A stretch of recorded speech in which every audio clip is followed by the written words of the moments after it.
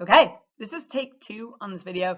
It is freezing in my classroom. I'm pretty sure my hands are fighting off a Renaud's attack right now. And I've obviously just finished a run. At least I think it's pretty obvious that I finished a run. And now I'm going to sit down and try to barrel through this video and get through all of it before the AP thing tonight, so we can get this video to processing for tomorrow's class. So the topic of this lesson is multiplexed and demultiplexed signals, and you can see on the screen there that the abbreviation for that is, my little pointer just froze. Okay, let me try again. Nope, it just wants to freeze there. This does not bode well. Here we go. It'll let me do this. So the abbreviation is MUX and DEMUX, and this of course gets into what I think is brand new material for all of you. If not all of you, then certainly most of you. So this is from the actual curriculum, and I know most of you just kind of jump to the activity part, like whatever problems I tell you have to do.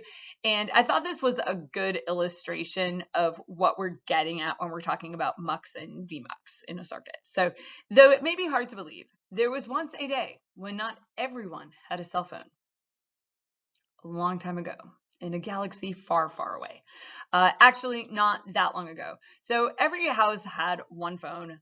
That's right, just one. Now, maybe this is not quite accurate. I think most houses had more than one phone, but they only had one phone line. I don't know anybody growing up that had multiple phone lines, but it was pretty common to have like a phone in your kitchen and then a phone in a bedroom or phone in a living room or something, but they were all connected to one phone line. So if somebody was on the phone in the kitchen and you picked up the phone in the bedroom, you would just be listening in on their call. You can make your own call. So how was this phone connected to all of the other phones in your town or country? Obviously, it isn't practical to have a wire from your phone connected directly to all other phones individually. Like that does not work. That's what do they put there? An unimaginable amount of wire traveling to and from every home in America. So you can't just take a wire and say, okay, I'm going to take this wire and connect it to every possible other phone that I might ever want to call, so that there's a wire in place for it. So you have to be able to solve that problem. There has to be a way for different homes to be able to share wires. And so that gets at the idea here. So we have like a group of homes shares one wire with another group of homes. And this sharing resource, the sharing of a resource, and in this case, a wire, is a classic application of a multiplexer or demultiplexer circuit. So I liked the illustration. I thought the illustration drives at why we need to have a way to do this. You cannot individually connect everything to everything else. So another classic application of multiplexing and demultiplexing is the way that the 7-segment display signs are wired. So of course we want to tie this into what we've been doing in the last activity on 7-segment displays. In this activity, you will implement 2 simple display signs. The first will not take advantage of multiplexing, and the second one will. So you get to have this idea of like why this is a thing that we want to do and when you would want to do it. So this is the overview of the presentation. I put in that other slide there. So multiplexer, basic function, an application, the 4-to-1 small scale, and then we have like the different, so SSI means small scale integration, MSI is medium scale in integration, and then there's like LSI, large scale integration, and then there's VLSI, which is very large scale. Yeah, you get the idea.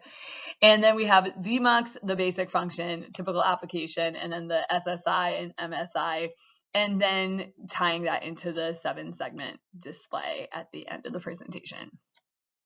So what is a multiplexer? A MUX is a digital switch with multiple imports, that's multiple sources, and a single output, that is a single destination.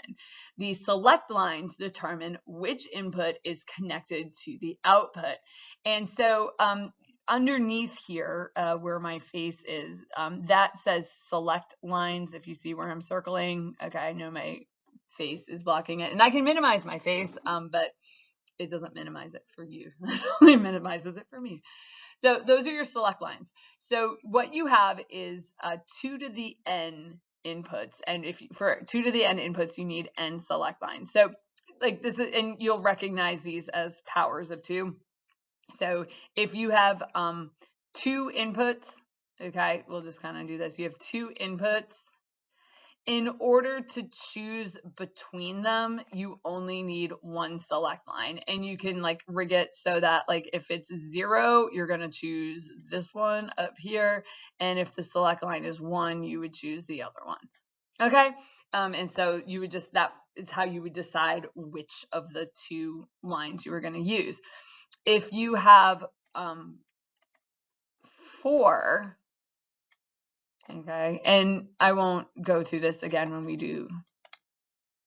So here's your, and you've got 4, okay, and you want to be able to pick them, you need 2 select lines, and then like maybe the first one is chosen if you have 0, 0 on your select lines, and the second one would be chosen with 0, 1, and the third one would be chosen with 1, 0, and then the fourth one would be 1, 1.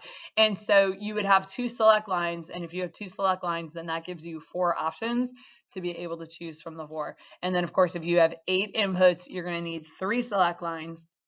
If you have 16 inputs, you need 4 select lines, and so forth. And that tells you which of those input lines is going to go out. Let's see if nope, the pointer still doesn't want to work. I don't know what the deal is with the pointer there. So you've got, let me put the pen back on there, or we could do the highlighter. So you can, there we go. There. Okay, so I can point with that. We'll choose which of those inputs is going to end up on your output. So this is a great example. So if you're wondering, okay, so what have I seen that would be like a MUX application? So suppose you have a surround system, you have some kind of stereo system, and that stereo system can be hooked up to an MP3 player docking station, a laptop sound card, a digital satellite, or your digital cable TV. So you can run the sound system from any of these devices. You would essentially hook these devices up to a multiplexer and then select it using the switches. Now, obviously, when you're doing this in your home, you've got like, you don't have a device that's called a MUX. Maybe you do. But I don't, I'm low tech in my house, so definitely don't have a surround system. But this could be done with like a digital switch or something where you would just select the input.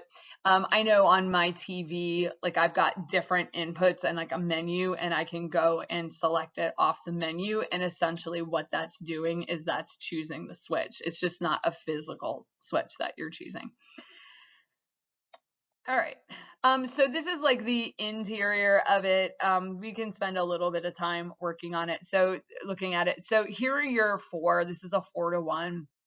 So these are the inputs, and you'll notice that each input runs to an AND gate. It goes to a 3 input AND gate. And then the outputs of the AND gate all go into a 4 input OR gate. So if any one of those goes high, it's going to go out, and it's going to run with whatever the one is that's high. The other 2 inputs on the AND gates are from your select line. And so if you've got, say, 0, 0, okay, so let me turn my pen on. So let's say you have 0, 0 down here. Okay, so that is going to run a 0 into this gate right here and this one right here. So these 2 are going to be turned off because it's only going to go high if all of them go high. B is going to run into here and here. So that means these 3 gates are going to be turned off. Now, after it goes through the inverter here, now it's going to be at a 1. All right. And so we're going to be feeding a 1 in here and in here, which means that these 2 lines are going to be high, which means that one is going to go, the output here is going to follow whatever DO is. And so, or D0. So that's how you would select it. And you can see over here on the table, like 0, 0 is going to select choice 0.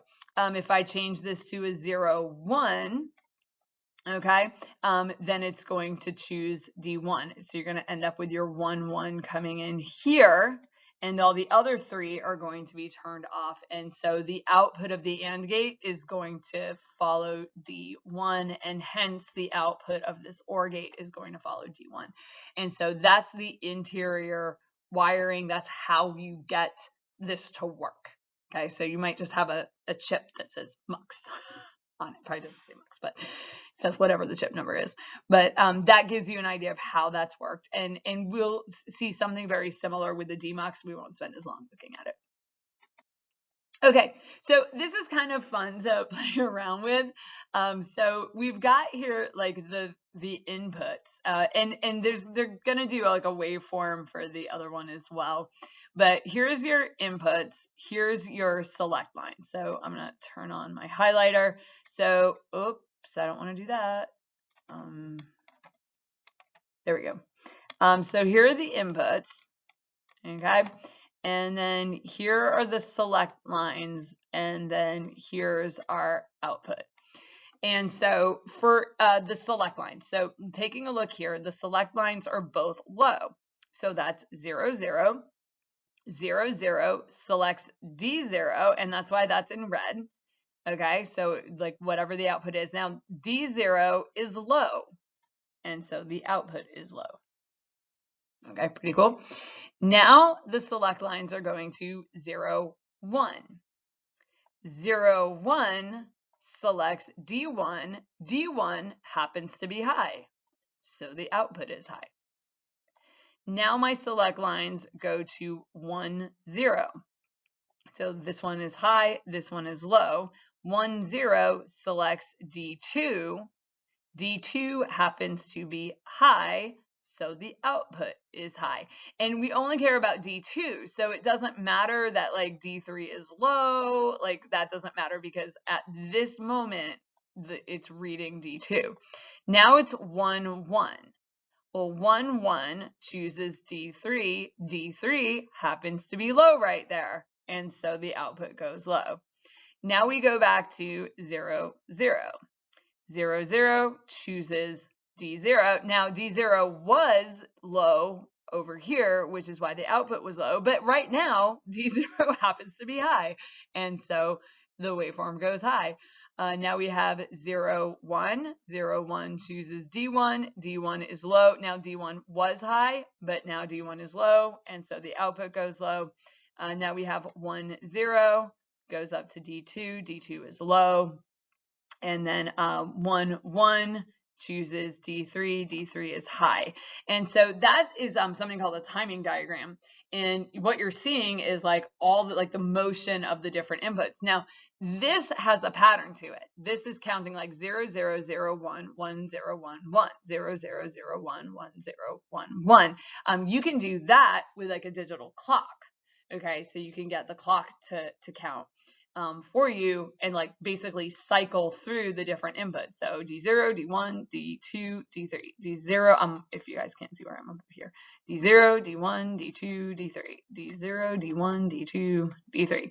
Now you can also tie your select lines to like physical switches or to some kind of digital menu where somebody could choose which one of those inputs they want. And then we have the output here. Okay. So yeah, here's our medium scale integration, 4 to 1, and you can see like how that looks in like a multi-sim. So you have your inputs D0 to D3, your select lines, your enable. Now your enable is active low. That's what that little circle there means. Okay, so the enable is active low, and so when that goes low, it means the multiplexer is going to be on, and you can get your output Y, and then they're also providing the inverted output just in case you want the opposite of whatever the output is. There's a pin for that. And then you have your 8 to 1 with your 3 select lines, and here's your 16 to 1, and there's your 4 select lines right there. So that brings us to the demultiplexer, and this is pretty much going to go in the other direction. So a DMUX is a digital switch with a single input and multiple outputs. So you have one input coming in and then multiple destinations. The select lines determine which output the input is connected to. And the same as with the multiplexer, like if you have two outputs, you need one select line to be able to choose between the two of them. 4 outputs, you're going to need 2 select lines and so forth. So we won't go through that again. Same idea. And yeah, that's our block diagram. So where would you, like, what's an example of this? So an example might be your computer. I love that computer. Like, what is that, like a floppy disk drive in the computer? That's pretty cool. So we have a floppy disk drive in the computer there. So you have a computer, but your computer can go to a variety of places. So your computer might run into a DMUX, and you could send a document from your computer to a printer scanner, to a fax machine, to a printer, to a plotter. Sure. Sure. Now, my computer here, like, I don't have the 3D printer like networked, but in theory, like I can print to like various printers or send a file to like the 3D printer if it were like on the network. And so you can kind of think of like your networks, you have like all these different destinations, and you need to be able to pick from the destination. So that's what we have there. We have a laser printer, fax machine, color inkjet printer, and a pen plotter. So this is the same deal. Like I said, there's a similar diagram for your DMUX, and you can see what you're doing here with your select lines is you're basically choosing which one of these is going to have both inputs high. Okay, and so for both inputs to be high, for this one, we would need A, and kind of like follow where this goes. So A would need to be high and B would need to be high. So 1, 1 selects D3, which is underneath like my head there. Okay, if you wanted to select this one, okay, and then notice like X runs into all of them. So you have like that one input. Okay, so there's like your X. And then like if you wanted to choose this one here, you would need A to be high. And there we hit the inverter. So B would have to be low. So 0, 1 right here chooses D1. So that's your diagram. That's how you use your inverters and your logic gates to be able to get that. Similar thing here, you've got your input. So we've got this input, it's like high, high, low, low, high, low, high, high. And we need to know where are we going to send that signal, whatever that is. So starting off with 0, 0, 0, 0 chooses D0, X is high, and so D0 will be high. And the rest of them are just like inactive. Then we go to 0, 1. 0, 1 is going to choose D1. This is still high, and so D1 goes high. And then we'll do one more. We'll go through one cycle. Now we have 1, 0. 1, 0 chooses 2, but notice that the input is low, and so even though it's chosen down here, it doesn't go high, like because the input is low. And then the last one, we have 1, 1. The input, that's going to choose D3, but the input is still low, and so D3 is low. And we could go through the other cycle, like 1, 0, 0, it's up high, so D0 ends up high. 0, 1 chooses this one, but it's back low again. It was high last time, the clock cycled over there, or the switches were there. 1, 0, the input is high, and so that chooses D2. D2 goes high, and then 1, 1 chooses D3, and you can kind of see it down here, pops up high. All right, and this is like the same deal. It's like it shows you the pinouts like in multi-sim. Most medium scale demuxes, like the 3 shown, have outputs that are inverted. This is done because it requires few logic gates to implement demuxes with inverted outputs rather than no inverted outputs. So heads up, your outputs are inverted. Good to know. I don't know like how I missed that before, but we're going to want to know that. All right, so seeing is not always believing. So now we want to bring this back to our 7-segment displays. I'm like losing all the circulation in my hand here.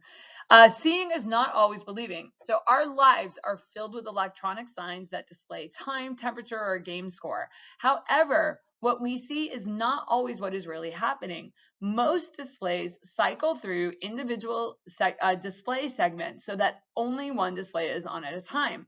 The cycle speed is so fast that the human eye perceives that all segments are on. So if you're looking at a game score, basically what this is saying is that you got like 1, 2, 3, 4, 5, 6, 7, 8, 9, 10, 11, 12, 13, 14, 15, 16, 17, 18, 19, 20, 21, 24, 25, 26, 27, 28, 29, 30, 31, 32, 33, 34, 35, 36, 37, 38, 39, 40, like 41-ish. I don't even know if I counted that right. But you've got like 41 different segments in that display. Only one of them is on at a time. So what we're saying here is that we're turning on this segment, then we're going to turn that one off and turn this one on, and then that one off. And we are able to do that so fast that to the human eye, it appears that all of those segments are on and that they're on steady, but they're not really. And if you could like freeze it, you would see that only one segment was on, or it might be like running on 2 of them. So you might run like your clock separate from your score. That would make sense. And so you get like these weird like flashes. And sometimes like if a sign malfunctions, you'll start to see that. Like you can see that like not all of the segments are lit up. And that's why it's now that gets into like, okay, well, why would we do that? So the circuit shown uses 4 7-segment displays to display the word ciao. And each display is illuminated continuously. So this way that this is wired up, every single one of these segments is on all the time. This method is a very inefficient use of power, and engineers, if nothing else, are about efficiency, and we want to keep things like running smoothly, and we don't want to use extra power. To illuminate a simple message like ciao, all 18 segments must be continuously on. So I had to modify that question because it made no sense when it was written before.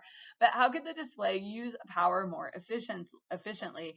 And of course, the answer to that is you could use your MUX DEMUX technology to cycle through so that you only have to light one of them at a time. That's going to use a lot less power because 17 out of the 18 segments are going to be off at any given instant, but to the human eye, it's going to appear like all of them are on.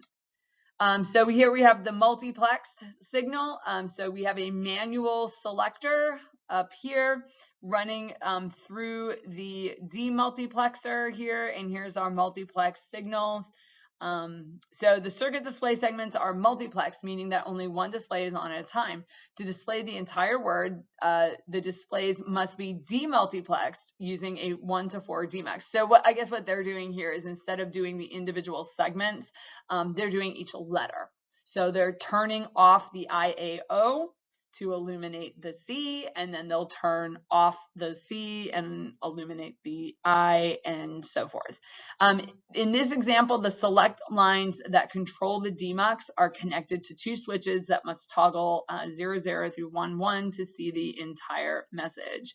And underneath my head there is the words "not practical." It's just not practical. Okay, and here's our complete design. So this is a ripple counter, and then it says remember the dice game. And I thought when I read that earlier, I was like, remember the dice game? Like, I don't remember last week. What do you mean remember the dice game? But this was the random number generator where you had to, it was the one where, and it depends on like how long I use this video. This next statement won't make any sense, but Tyree had a circuit where like it just didn't work and you had to delete the part and replace it with the same part, and then it worked and it made no sense, but it was that circuit design, because I very much remember that because it made no sense. But the ripple counter, yeah, so it was so basically this is a ripple counter. We're gonna use a clock pulse to count through, and you will learn how to design a ripple counter in Unit 3. So preview of things to come. So this would be the complete design. And when you run this at a fast enough frequency, and the clock cycle over here is 1 kilohertz. So if you run it at a high enough frequency, you won't be able to see them. Now, if you run it at a lower frequency, you'll actually see like C-I-A-O, C-I-A-O, like eat at Joe's. But if you run it fast enough, it's going to look like all of them are on at the same time. So that completes the lesson on MUX and DEMUX circuit design, and we'll move on from here.